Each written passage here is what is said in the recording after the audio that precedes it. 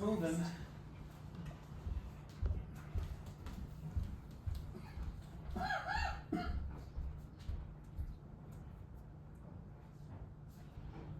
I'll never forget the first time I was able to take my family fishing boat out all alone.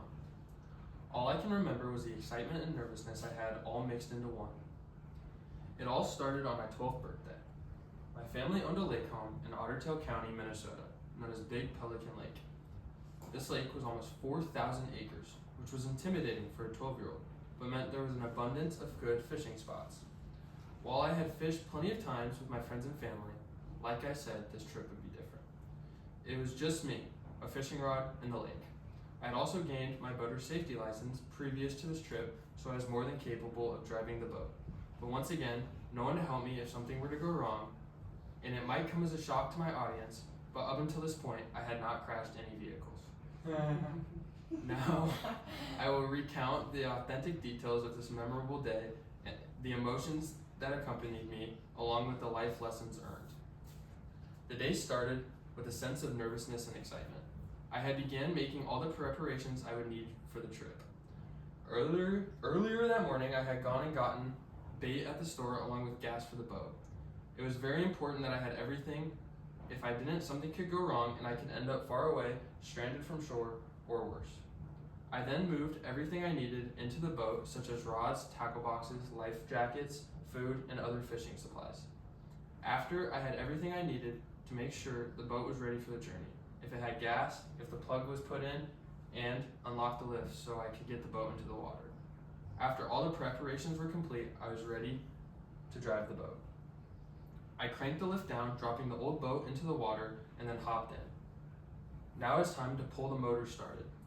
Part of me really wanted this old motor just to break down so we could get another one, but not while I was driving it. After a few stressful pulls, the motor started and I needed to put it into reverse. I pulled out of the lift and was on my way, cutting through the water. As the shoreline disappeared in the distance, my anxiety started to fade into excitement, and it was quite deafening. The drive was quite deafening due with the loud motor, but as soon as I came up to one of my best spots, dropped the anchor and got ready to cast a line. I struggled to tie my bait, but eventually was ready to go. As I casted my line into the water for the first time, I felt a rush of exhilaration. The initial excitement, however, soon gave way to impatience. Minutes felt like hours as I sat there staring at the still water, hoping for signs of life. But like my grandpa said, if it were easy, they would call it fishing, not catching. All of this waiting really made me appreciate my surroundings, and I really connected the calming stillness of the lake. All of a sudden, I heard a big splash of water followed by a tug on my line. Quickly, I realized that a fish had come out of the water and took my bait.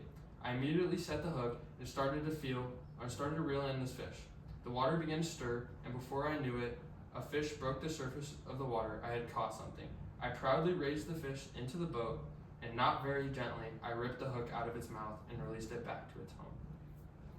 To conclude, Henry David Thoreau once said, "Many men go fishing all of their lives without knowing that it is not fish thereafter."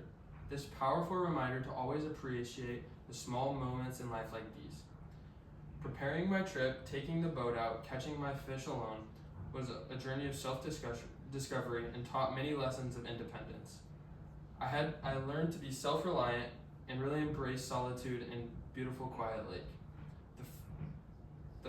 That first independent fishing trip was the start of many more adventures, and every time I go back to that quiet lake, I remember the thrill of doing something on my own for the first time.